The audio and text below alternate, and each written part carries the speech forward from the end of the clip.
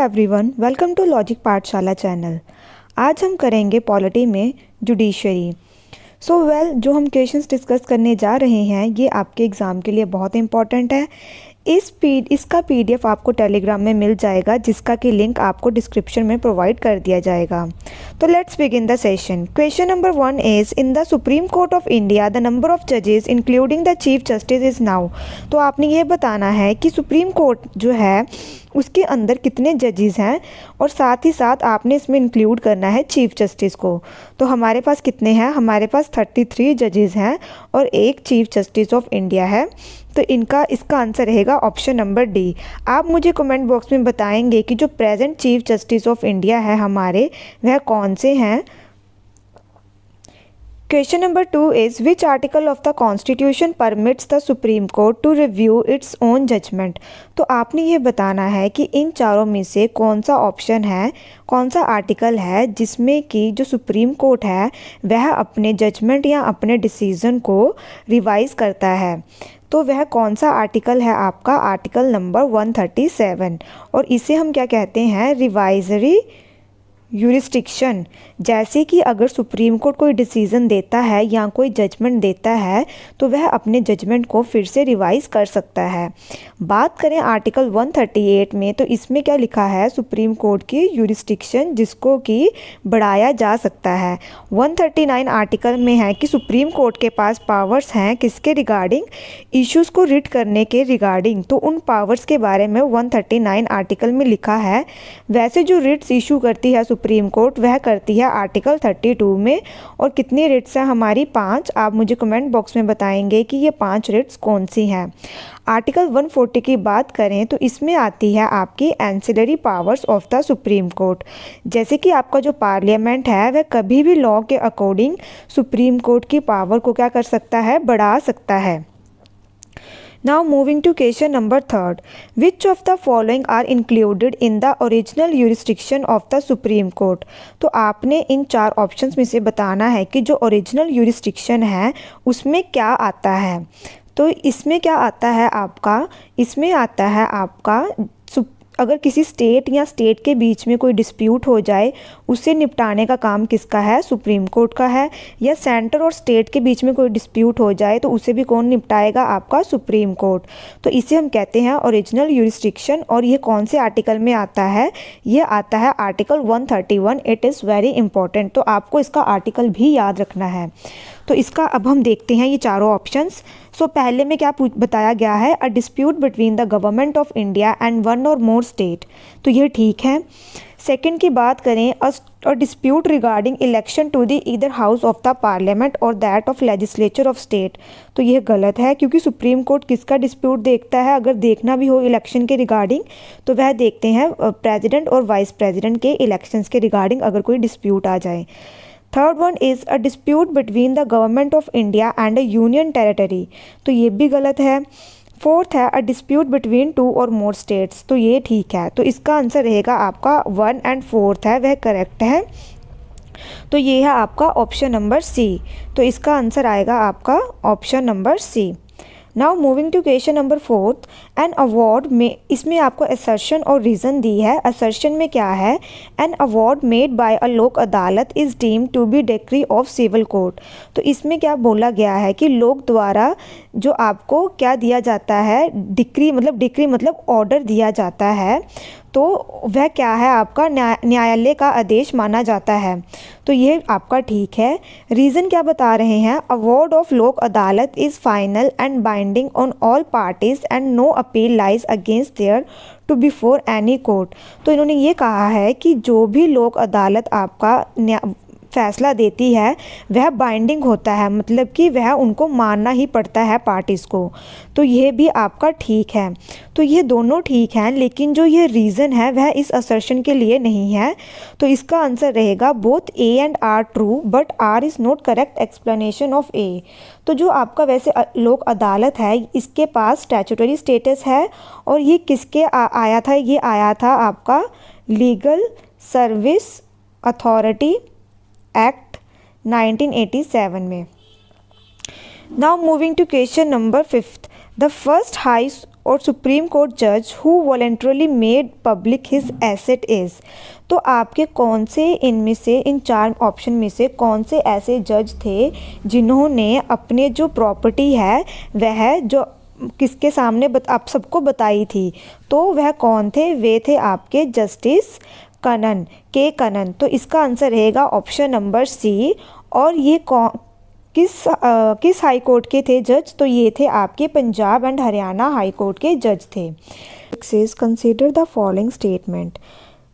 The mode of removal of judge of High Court in India is same as that of removal of judge of Supreme Court। तो इसमें ये कहा गया है कि जैसे सुप्रीम कोर्ट के जज का रिमूवल होता है उसी तरह रिमूवल किया जाता है जज ऑफ हाई कोर्ट का। तो ये स्टेटमेंट बिल्कुल ठीक है। सेकंड स्टेटमेंट ये है कि after retirement from the office a permanent जज of a high court can not plead or act in any court or before any authority in India. तो ये इसमें यह कहा गया है कि रिटायरमेंट के बाद जो परमानेंट जज होते हैं हाई कोर्ट के, वह प्लीड नहीं कर सकते या फिर किसी भी कोर्ट में वह कार्य नहीं कर सकते आफ्टर रिटायरमेंट। तो यह भी ठीक है। तो इसका आंसर रहेगा आपका option number A. Supreme Court and high court can be removed by. तो जो सुप्रीम कोर्ट और हाई कोर्ट के जज हैं इन्हें कौन रिमूव करता है? तो हम इसका प्रोसेस देखते हैं। जो रिमूवल होता है जजेस का, अगर सुप्रीम कोर्ट का बात करें तो ये आपका 124 आर्टिकल में लिखा है। हाई कोर्ट की बात करें तो ये लिखा गया है 218 में। ठीक है।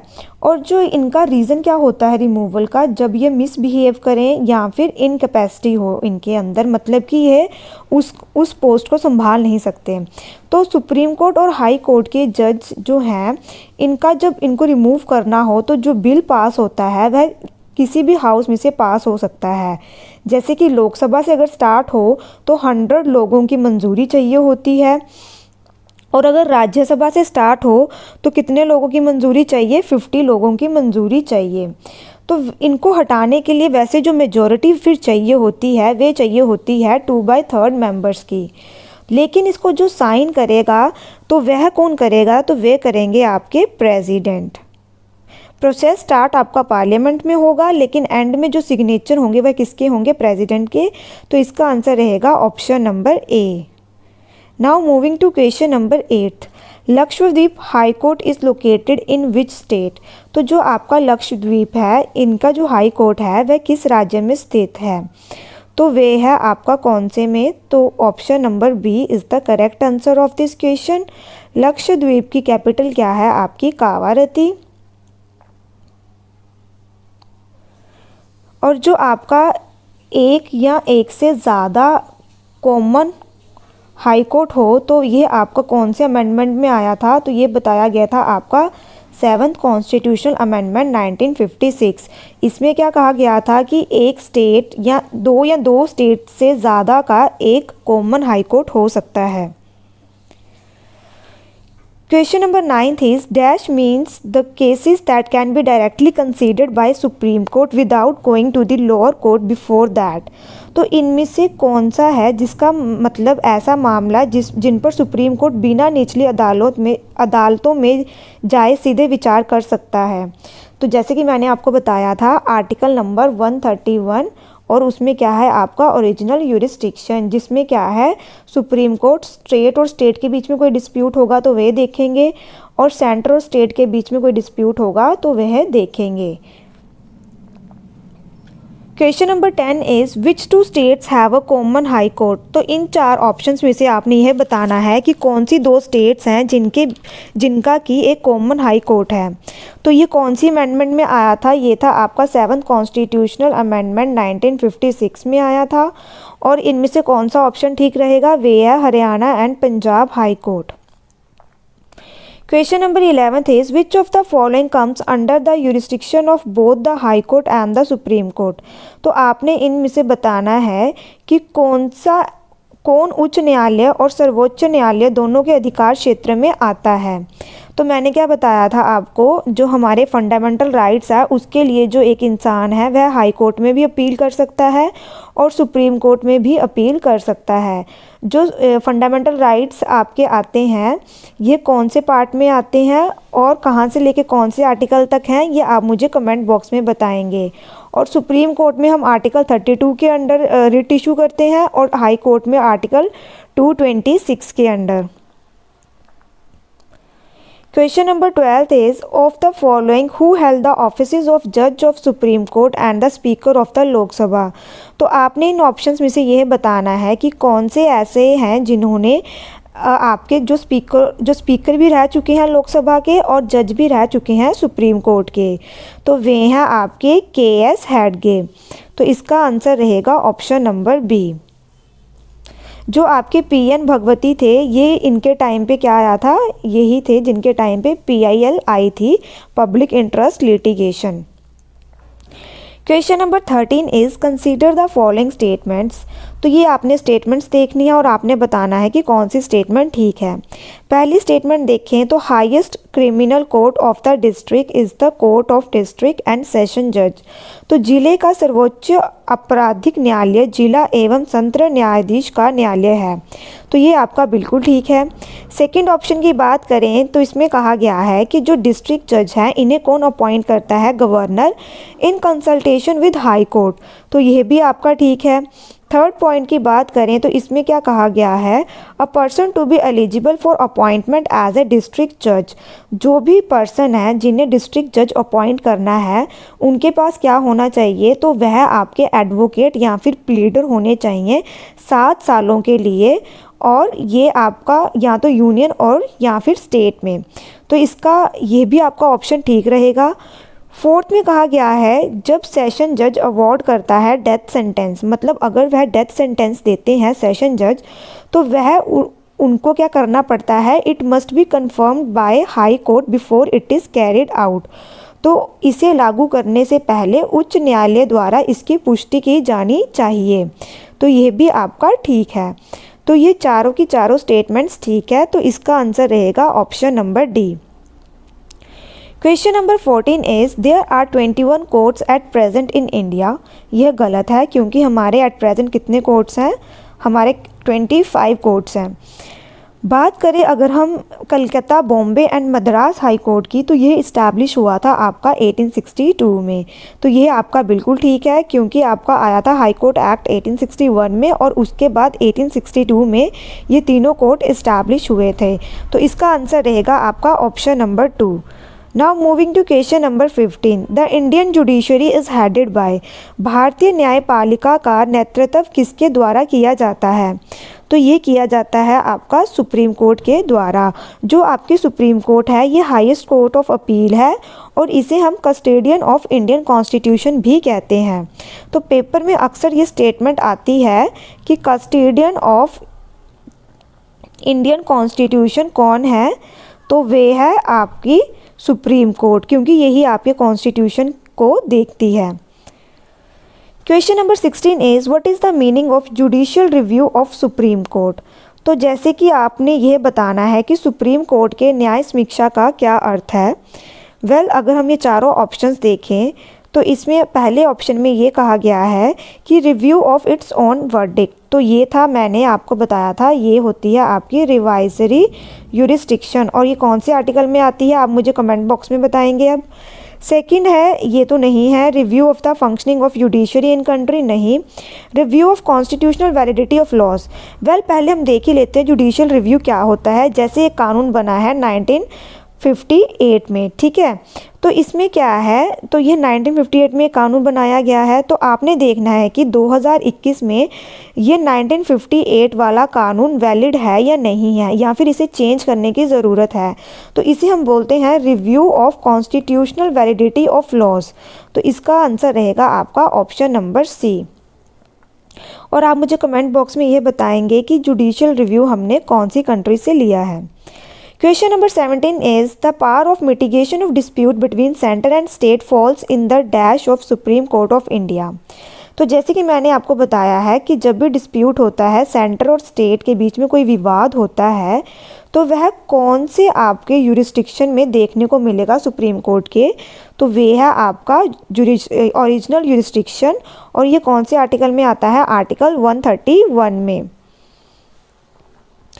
Question number 18 is where the high court in India first set up. तो आपने यह बताना है कि भारत में उच्च न्यायालय की स्थापना कहाँ हुई थी। तो ये आपको मैंने बताया था कि 1862 में आपके बॉम्बे, मद्रास एंड कोलकाता, यह 3 हाई कोर्ट आए थे। और इनमें से भी जो सबसे पहले बना था वे था आपका कैलकाता।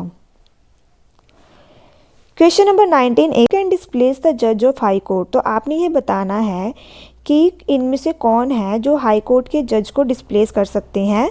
तो आपके पास ये 4 ऑप्शंस हैं, आप इन्हें एक बार देख लीजिए। सो इसका आंसर रहेगा option number D, that is president in consultation with chief justice of India.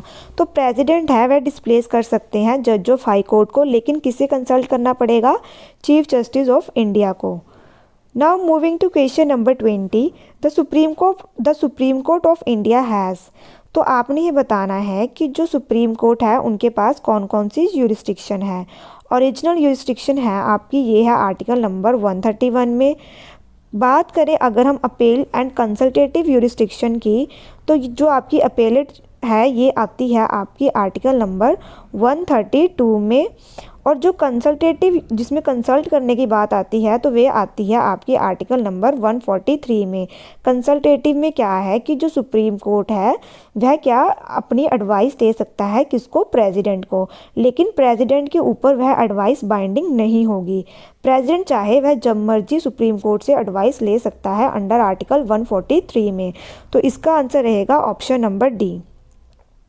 Question number 21 is what should be the experience of advocacy in any high court for being a judge of Supreme Court। सर्वोच्च न्यायालय के न्यायाधीश होने के लिए किसी भी उच्च न्यायालय में वकालत का अनुभव क्या होना चाहिए। तो आपने आपके पास ये 4 ऑप्शन हैं, आप इन्हें एक बार देख लीजिए। सो इसके लिए आपको सबसे पहले ये है कि that person should be a citizen of India, ठीक है। और सेकंड है कि उनके पास 5 इयर्स का एक्सपीरियंस होना चाहिए एज ए जज ऑफ हाई कोर्ट। 10 इयर्स का एक्सपीरियंस होना चाहिए एज किसमें, एडवोकेसी में, वकालत में। तो ये आपका इसमें क्या पूछा गया है, what should be the experience of advocacy in any high court for being a जज ऑफ सुप्रीम कोर्ट। तो अगर आपको सुप्रीम कोर्ट के जज बनने के लिए एडवोकेसी का कितने साल का एक्सपीरियंस होना चाहिए, तो वे है आपका 10 साल का। लेकिन अगर वह पूछते जज का कितना होना चाहिए हाई कोर्ट के, तो वे होता आपका 5 साल का। Question number 22 is to which one of the following funds are salary and allowances of the judge of high court of state charged। तो आपने ये बताना है कि किसी राज्य से उच्च न्यायालय के न्यायाधीश के वेतन और भत्ते की निम्नलिखित में से किस कोष में से आपको ये चार्ज की जाती है। तो आपके पास 4 ऑप्शन है, आप इन्हें एक बार देख लीजिए। अगर हम बात करें, हमारे पास 2 तरह के फ़ंड होते हैं, एक है कंसोलिडेटेड फ़ंड और एक है आपका कॉन्टीजेंसी फ़ंड। जो कॉन्टीजेंसी फ़ंड है वह होता है आपका आर्टिकल 266 में, कंसोलिडेटेड फ़ंड होता है आर्टिकल 266 में। जो कंसोलिडेटेड फ़ंड होता है ये होता है एक आपका सेंटर का और एक होता है आपका स्टेट का। अगर हम बात करें, जैसे कि आपका कोई एग्ज़ाम क्लियर होता है सेंटर का, तो जो आपकी एग्ज़ाम्पल के तौर पे लें तो अगर आपकी पोस्टिंग यूपी में होती है तो वह जो आपको सैलरी दी जाएगी तो वह आपको कौन देगी, यूपी की स्टेट देगी। लेकिन जब आपकी रिटायरमेंट हो जाएगी तो आपको जो पेंशन दी जाएगी वह कौन देगा, वह आपको सेंटर देगा। सेंटर की जॉब की बात कर रही हूँ। लेकिन अगर हम स्टेट की बात करें तो सैलरी तो स्टेट ही देगी और पेंशन भी स्टेट ही देगी। जैसे कि अगर हम देखें सुप्रीम कोर्ट के जज की, तो सुप्रीम कोर्ट के जज की सैलरी कौन देता है, तो वह आती है आपकी कंसोलिडेटेड फंड ऑफ इंडिया से, और जो पेंशन जब लगती है वे भी कंसोलिडेटेड फंड ऑफ इंडिया में से ही लगती है। बात करें अगर हम हाई कोर्ट की, तो हाई कोर्ट में जो आपकी सैलरी आएगी वह आएगी कंसोलिडेटेड फंड ऑफ स्टेट से, ठीक है, ये स्टेट से आएगी क्योंकि जो हाई कोर्ट के जज हैं वह स्टेट में लग जाते हैं ना। और अगर हम पेंशन की बात करें तो वह आएगी कंसोलिडेटेड फंड ऑफ इंडिया से। तो इसे आप याद रखना, ये पेपर में अक्सर कंफ्यूज करता है। तो इसमें आपका आंसर क्या रहेगा, इसमें रहेगा कंसोलिडेटेड फंड ऑफ स्टेट, क्योंकि हाई कोर्ट की बात की गई है ना। Question number 23 is which of the following court in India are known as the court of record. तो कोर्ट ऑफ रिकॉर्ड किसे कहा जाता है, जहाँ पे आपके सारे के सारे फैसले रिकॉर्ड किए गए होते हैं, जो कि आपके कौन से होते हैं, सुप्रीम कोर्ट और हाई कोर्ट। तो इसका आंसर होगा आपका option number C. Question number 24 is the supreme court of India tenders advice to president on a matter of law और फैक्ट। भारत का सर्वोच्च न्यायालय कानून या तथ्य के मामले में राष्ट्रपति को सलाह देता है। तो वह कौन से आर्टिकल था, आपका आर्टिकल नंबर 143। और वह जो सलाह देते हैं वह प्रेसिडेंट के ऊपर बाइंडिंग नहीं होती, मतलब ये प्रेसिडेंट के ऊपर है उन्हें वह माननी है या नहीं माननी। तो ये आएगा आपका option number B, only if he seeks such advice. तो ये कब होता है, जब प्रेसिडेंट को एडवाइस चाहिए होती है, वह तभी सुप्रीम कोर्ट से एडवाइस लेते हैं। Now moving to question number 25, which one of the following subjects comes under the common jurisdiction of the supreme Court and the high court. तो कौन क्या आता है आपका, protection of the fundamental rights, जो कि आपकी सुप्रीम कोर्ट और हाई कोर्ट दोनों के यूरिस्डिक्शन के अंडर आती है। सुप्रीम कोर्ट में कौन से आर्टिकल के अंडर रिट इशू होती है, 32, और हाई कोर्ट में होती है आपकी आर्टिकल नंबर 226। वेल, एक चीज़ आप इसमें यह याद रखें, जो आपके रिकॉर्ड्स होते हैं जो मैंने आपको बताया था, वो आपके अगर हम हाई कोर्ट और सुप्रीम कोर्ट में देखें तो सुप्रीम कोर्ट में आता है आर्टिकल 129 में, और जो कोर्ट रिकॉर्ड है और हाई कोर्ट का आता है आपका आर्टिकल 215 में। ये भी दोनों इंपॉर्टेंट है, ये अक्सर पेपर में पूछ। 6 is on which of the following grounds can a जज of the high court be impeached. तो आपने ये बताना है कि इन दोनों में से कौन सा ऐसा पॉइंट है जिसमें ये बताया गया है कि जो न्यायाधीश है उनको क्या किया जा सकता है, इम्पीच किया जा सकता है, जैसे कि उनका रिमूवल किया जा सकता है। जो इम्पीचमेंट वर्ड है ये यूज़ किया जाता है प्रेसिडेंट के लिए, और जो प्रेसिडेंट की इम्पीचमेंट लिखी गई है वह लिखी गई है आर्टिकल नंबर 61 में। सो जो जज है हाई कोर्ट के, उनका रिमूवल कब होता है, जब वह क्या करें, जब वह उनका प्रूव हो जाए मिसबिहेवियर, और second thing is incapacity to act as a जज। तो न्यायाधीश के रूप में कार्य करने के लिए मतलब वह इनकैपेसिटी प्रूफ हो जाए। तो इसका आंसर रहेगा आपका ऑप्शन नंबर डी। 27 इज आपके पास असर्शन है और रीज़न है। असर्शन में दिया गया है in India every state has a high court in its territory. Reason में ये दिया गया है the constitution of India provides a high court in each state. तो ये क्या आपका, इसका क्या आंसर रहेगा, तो इसका आंसर रहेगा आपका option number D, that is A is false but R is true. हमारे जो इंडिया में हर स्टेट में आप यह नहीं कह सकते कि प्रत्येक राज्य का अपने क्षेत्र में एक उच्च न्यायालय है, क्योंकि हमारे पास कॉमन हाई कोर्ट्स भी हैं 2 और मोर स्टेट्स के लिए। और अगर हम रीज़न की बात करें तो उसमें क्या कहा गया है, the constitution of India provides a high court in each state. तो ये आपका ठीक है। Question number 28 is what is the retirement age of the जज ऑफ सुप्रीम कोर्ट। तो आपने ये बताना है कि जो रिटायरमेंट एज है सुप्रीम कोर्ट के जज की, तो वह कितनी है, तो वे है आपकी option number D, that is 65 years. और हाई कोर्ट के जज की कितनी है, that is 62 years. Question number 29 is the supreme court is empowered to settle election disputes of president and vice president. तो दिस इज़ इट्स, जैसे कि मैंने आपको बताया था कि सुप्रीम कोर्ट के पास पावर है कि वह इलेक्शंस के अगर डिस्प्यूट हों किसके, प्रेसिडेंट और वाइस प्रेसिडेंट के, तो वह कौन सी यूरिस्डिक्शन में आते हैं। तो आपके पास 4 ऑप्शंस हैं, आप इन्हें एक बार देख लीजिए। तो इसका करेक्ट आंसर रहेगा आपका option number D, that is miscellaneous jurisdiction. और जो आपके ये इलेक्शंस कंडक्ट करवाते हैं इसके वाइस प्रेसिडेंट के और प्रेसिडेंट के, तो वह करवाते हैं आपके इलेक्शन कमीशन ऑफ इंडिया। और इलेक्शन कमीशन ऑफ इंडिया आपका कौन से आर्टिकल में आता है, ये आप मुझे कमेंट बॉक्स में बताएंगे। Question number 30 is the supreme court of at Calcutta was established at. तो जो आपका सुप्रीम कोर्ट था कैलकाता में, वह कब इस्टेब्लिश हुआ था। तो ये आपका इस्टेब्लिश हुआ था रेगुलेटिंग एक्ट 1773 में, और ये कब बना था आपका 1774 में। तो इसका आंसर रहेगा आपका option number B, option number A. So अब हम डिस्कस कर लेते हैं जो मैंने कल वाले सेशन में क्वेश्चंस पूछे थे। पहला क्वेश्चन आपसे पूछा था कि जो लोकसभा में अगर ऑपोजिशन पार्टी बनानी हो तो आपको कितने % सीट्स चाहिए होती हैं, तो वे चाहिए होती हैं 10% सीट्स। सेकंड क्वेश्चन पूछा था कि जो प्रेसिडेंट की पोस्ट है उसके लिए मैक्सिमम एज क्या चाहिए, तो इसकी कोई लिमिट नहीं है। थर्ड क्वेश्चन ये पूछा गया था आपसे कि कौन सी ऐसी पार्लियामेंट्री कमेटी है जिसकी की चेयरमैन हम ओपोजिशन से लेते हैं, तो वे है आपकी पब्लिक अकाउंट कमेटी। सो आपके आज वाले क्वेश्चंस हैं। पहला क्वेश्चन है the speaker of Lok Sabha addresses his letter of resignation to. Lok Sabha के अध्यक्ष ने अपना त्यागपत्र को किसको संबोधित करते हैं। सेकंड क्वेश्चन ये है कि जो काउंसिल ऑफ मिनिस्टर हैं इंडियन यूनियन के, ये कलेक्टिवली किसको रिस्पॉन्सिबल होते हैं, तो भारतीय संघ के मंत्रिपरिषद सामूहिक रूप से किसको जिम्मेदार हैं। वेल कलेक्टिवली भी आप बताएंगे और इंडिविजुअल भी बताएंगे कि ये किसे रिस्पॉन्सिबल है। So thank you so much for watching this session.